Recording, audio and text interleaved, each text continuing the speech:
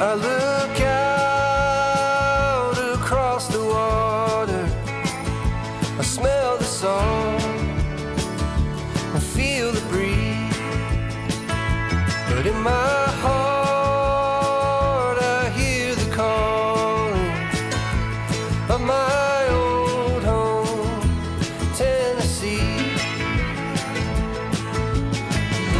We don't know where these rivers flow, or why the wind chooses when and where to blow. The sun is gonna rise each and every time, but I've still got Tennessee on my mind.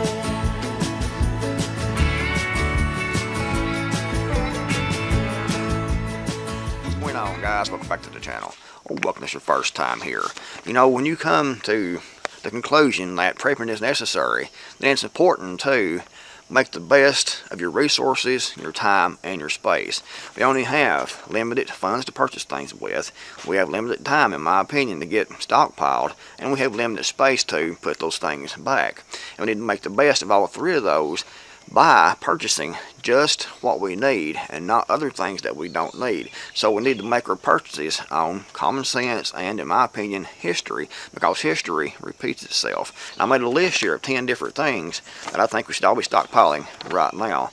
You should have already done this several years ago, but if you haven't, start now. Sometimes it can be too late, but right now you can get ahead of most people still yet. So these 10 things is based on history. Disasters has happened before. I'm a student of history. I read a lot of history.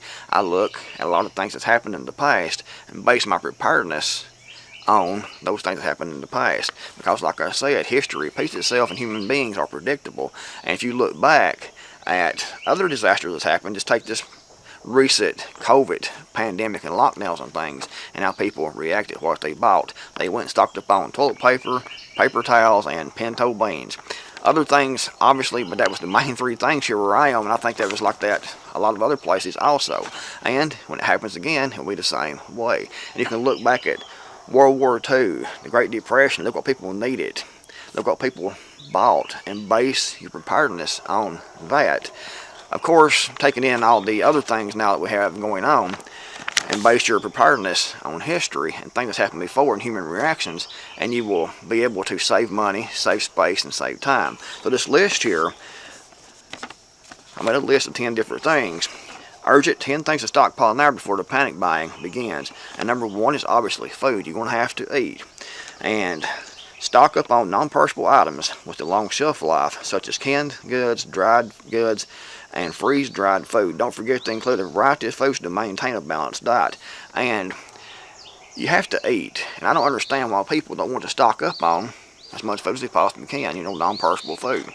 Because you're going to have to eat as long as you're alive, obviously.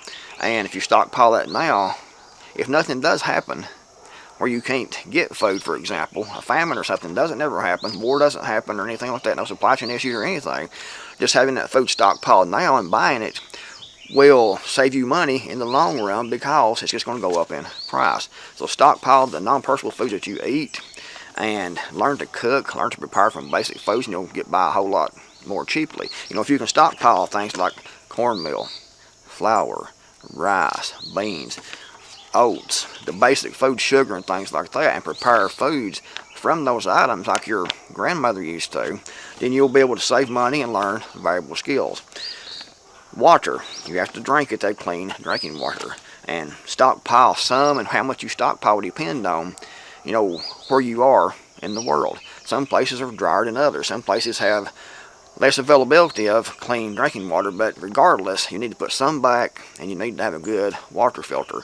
And right now, as far as my understanding, the Berkey water filters have been banned by the feds. They banned it because of something completely silly, and it sounds ridiculous because it actually is. They said that the water filter is a pesticide because of I think it was silver that it had in the filters to kill bacteria. So they call it a pesticide, so it's been banned by the federal government agencies. It's ridiculous, I know, but it makes you wonder, do they know something's coming and they don't want you to have a water filter? But anyway, this is what this video is about, but it's just something to think about. Why did they ban, the Berkey filter for something that was ridiculous? One of the best selling filters in the prepper niche was the big Berkey water filters. And now, from my understanding, unless it's changed in the last few days, they've been banned by the federal government. Crazy. But get a good water filter, stockpile some good clean drinking water, and learn how to purify water. And identify different water sources in your area. Do you have lakes? Do you have streams? Do you have ponds? Do you have rivers? Know where those are. Identify those and have ways to actually get that water and bring that water back, containers, and be able to purify that water to make it clean to drink and to cook with and things. Extremely important. Medical supplies. Build a supply of over-the-counter medications, prescription medications if possible, and first aid supplies, as these could become scarce during the crisis. And any type of crisis, you're going to have hospitals, you're going to have emergency personnel buying up these things because they're going to be needed. People's going to be buying up these things. And it's important to have those stockpiled. Now, stockpile, first aid kits, medical kits, know how to use those, take training in first aid and CPR. But also, over-the-counter medications, sinus allergy medicines, decongestants, Tylenol, Advil, stockpile those also because they will be more difficult to find. In my opinion, they will go up in price, so stockpile those, but also, prescription medications. Most people in the United States are on prescription drugs, and it's good to have a good stockpile of those. However, the doctors don't want to prescribe you over 3 months at a time because they want you coming back. They want you to be that repeat customer coming back to see them. They get their money, you go pick it up at the pharmacy. But luckily, I'm an affiliate of Jace Medical, and you can go down the link description box below. You can check them out, and you can go through them. You can get up to a year's supply of your prescription medications plus antibiotics. Extremely important, and a great service. You should take advantage of it, in my opinion. Again, Jace Medical, link in the description box below. Batteries. With potential disruptions in the electronics market, it's wise to stock up on batteries for flashlights, radios, and other essential devices. And I like rechargeable batteries and solar chargers to recharge those with. And in the long run, you pay more right now. I think last time I checked, 4 AA rechargeable batteries were about $13 here, 12 or $13 I think it was. But you can recharge those, 400 or 500 times or even more. And having rechargeable batteries and a way to recharge those, preferably solar panels, is great in my opinion. But stock up on both rechargeable and non-rechargeable batteries. Look around at the things you have, like your two-way radios, for example, your police scanners, your shortwave radios and things, and see what they use and stockpile those. Like I said, preferably rechargeable batteries, but also look into ways to recharge those, and that's my next point here, number 5. Solar chargers and portable power banks. Ensure you have a means of solar chargers and portable power banks. Ensure you have a means of charging electronic devices such as cell phones and radios during a prolonged power outage. So, having solar chargers, like I said, to charge your batteries up, and having power banks is great because more than likely, during any type of real widespread disaster, you're going to have rolling blackouts, and having ways to see, to listen to what's going on, like your police scanner and things, is extremely important. So have batteries and have power banks to supply. If you won't be able to supply, what you normally have in your home, you ain't going to be able to run your TVs, your computers, and everything all at the same time on a portable power bank unless you get a really large one, and then it's going to drain that power out fairly quickly. So you want to use that sparingly to keep that, retain that power, and to use it for things you actually need, like emergency communications, things like that. Also, with these portable power banks, it's good to have ways to recharge those up besides, plugging into the wall. You can charge those up with a gasoline power generator. If you have, a small generator, you can plug that into these power banks. You can be using that for something else, your generator, the gasoline powered generator, while it's actually charging up your power bank. So you can do two things at one time. Also, having solar panels is also great to keep that charged up with. But look at all the ways that you can charge those and the things you need for power and to keep yourself going and informed, and try to stockpile what you need there. Number 6, fuel. Store extra fuel for your vehicles and generator if you have one, and I suggest you get a gasoline powered generator and the largest power bank that you can afford. Store extra fuel for your vehicle and generator if you have one. Make sure to store fuel safely, following proper guidelines for your area. You know, I have to say that, and you need to be safe, but some of the things they come up with is ridiculous. But anyway, be safe with it. Store it away from your home, because you don't want to store, 50 gallon, 100 gallon of gasoline or diesel inside your home. Obviously, you want to have that in a safe, secure area away from your home in case that wants to catch on fire. Anyway, number 7, clothing and footwear. Stock up on durable clothing and footwear, especially items made from synthetic materials, as many textiles are imported from China. So something to look into. Don't go crazy here because you already have clothes. Obviously, unless you walk around naked all day long, and I don't think most of us do. Some of you might. I don't know. I know I definitely don't. But stockpile some good clothing, and especially socks, underwear, and a new coat, thermal underwear, and things like that to keep you warm, especially if you live in a more northern environment where the temperatures drop. Here, the temperatures can swing greatly during the winter time, so I like to have those things to keep warm with, because the power goes out, and if you don't have a wood stove or something like that, which you should if you can, you need a way to heat. It's going to be difficult, and painful to make it if you don't have no heat and it drops down to below 0. So having good clothes, good sleeping bags and things like that, and thermal underwear, socks and things can go a long way to save your life, keep you from dying of hypothermia, frostbite, losing your fingers and toes and things like that. So stock up on good clothing, especially clothing that will keep you warm when the temperatures drop below freezing.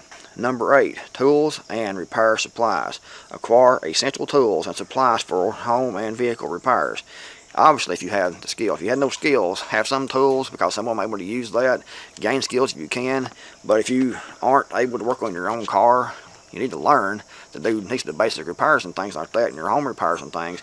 But if you can't, it's still good to have some tools put back in case someone else comes along, that can do that, and you need that done. But like I said, it's best to learn those skills, obviously. Including items like duct tape, zip ties, screws, and nails, which could become difficult to find, and a disrupted supply chain. And you can find, a lot of tools and things at flea markets, yard sales, and things like that. And you can get it at a whole lot cheaper prices than you can going and buying it new. And tools, taken care of, last forever. So we can save a lot of money, like I said, by looking at flea markets, yard sales, and things like that, and purchasing those tools. And number 9, hygiene and sanitation supplies. Stockpile items like soap, toothpaste, toilet paper, and feminine hygiene products, as they may become scarce during the crisis. And we saw that during, like I said at the start of the video, during this COVID pandemic lockdowns that we had. Toilet paper disappeared, feminine hygiene products disappeared. People stocked up on that, so definitely stock up on that as much as possible. Number 10, barter items. Consider accumulating items that can be valuable for bartering during the crisis, such as alcohol, cigarettes, or precious metals. And in some places, if you're selling alcohol, it can be illegal, so follow the laws. Car passing by. Anyway, selling cigarettes, bartering, and things like that can be illegal, depending on where you are and things like that. But it's important to have items people need put back to barter with, especially if it's a hyperinflation type of event. And these other items here, the other 9 is important also, because those will be used as barter items if you have extra. However, like I said, we all have limited space, we have limited time, we have limited resources, so it's important to make the best of those and stock up on things you're going to actually need. And the best way to do that, like I said, is look at history and look what's happened in the past, and to go by this list, in my opinion. And again, check out Jace Medical. Links description box below to get prescription medications, a year's supply, and antibiotics. Check them out. It's a great resource for prepping, and highly recommend it. If you don't want to use my link, just go search for Jason Medical and go through that, like that, and stock up, and just completely skip my link if you want to. I will get if you go through the link, I'll get a small commission off of that. at no extra cost to you. However, you know, if you want to be that way and you want to make sure I don't make a cent off of anything, then go ahead and go to your search engine and put in Jase Medical, Jase Medical, and stock up. Anyway, if you liked the video, be sure to give it a thumbs up. Share this video if it could help someone else. And if you haven't subscribed yet, be sure to do that also and turn on notifications to be notified when I upload a brand new video. Thanks for watching, and to create more out here, and I'll see you all next time.